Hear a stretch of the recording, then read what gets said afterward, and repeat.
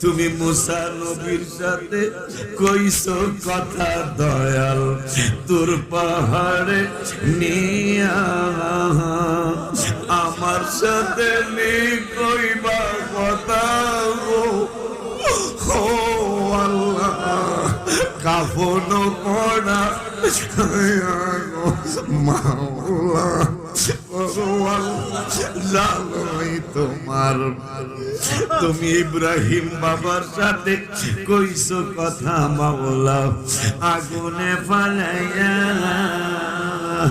আমার সাথে কইবা কথা ও মাওলা